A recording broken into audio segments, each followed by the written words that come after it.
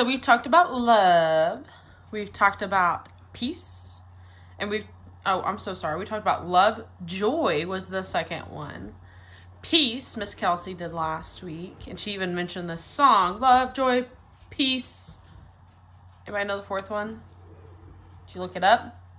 Patience. We're talking about patience this week. How many of you guys have ever been told by your parents that you need to be patient or that you're not very patient? But you might not know what that means. So we're going to talk about it today. I'm going to use my dogs as an example. Come here. Casey, Daisy. So what I have in front of me is I have a bowl of popcorn. Now, I don't know if you guys know this about me, but I love popcorn. Okay? And so what I'm going to do is I'm going to give my dogs an option. They can either eat the one piece of popcorn now, or they can wait till I finish the video and I can give them more popcorn. Let's ask. Casey, come here. So this is Casey. Say hi, Casey. And that's Daisy. All right, guys. So here's the deal. Come here. You guys can either have this piece of popcorn now, or you can wait till after my video. What do you think? Okay. Oh. Okay. Daisy wanted it now. How about you, Casey? Oh, she wanted it now too. So she doesn't care about waiting till the end of the meal. I would much rather have this whole big bowl now, later, than have one piece now. Okay, so that's about patience. Patience is being able to wait. And obviously, my dogs are not very patient.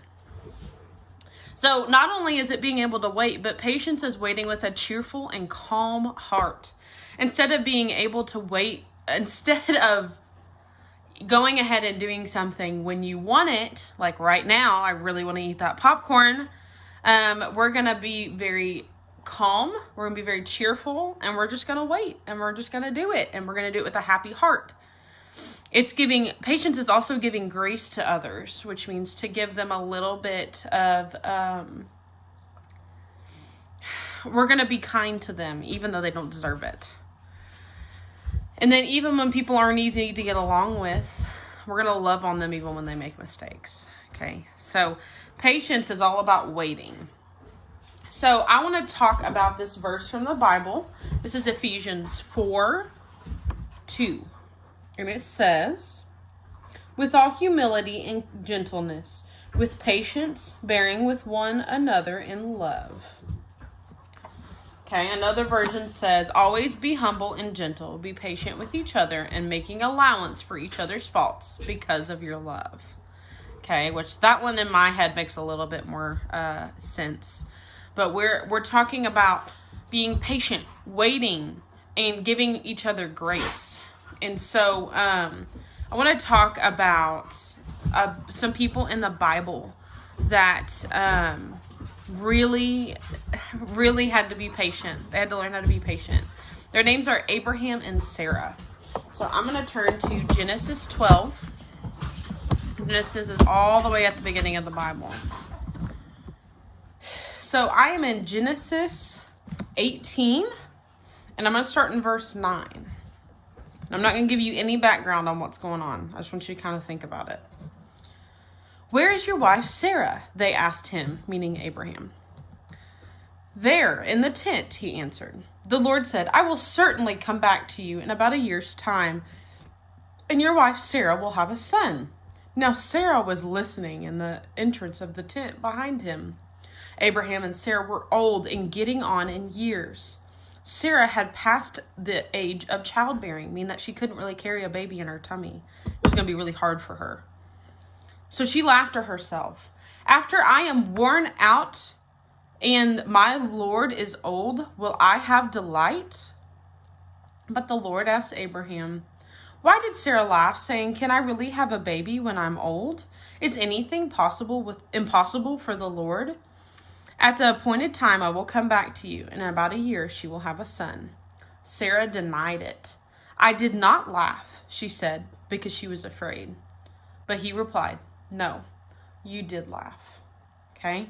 So just to kind of give you a little bit of idea about what was going on, Abraham and Sarah really wanted a baby, but they were really old. And so it was really hard for them to have a baby. And so when Sarah heard God say that you're going to have a baby, she laughed. She had been patient for so long, and she didn't want to keep waiting. So, later on, if you keep on reading, you find out that God told the truth. Sarah ended up having a baby.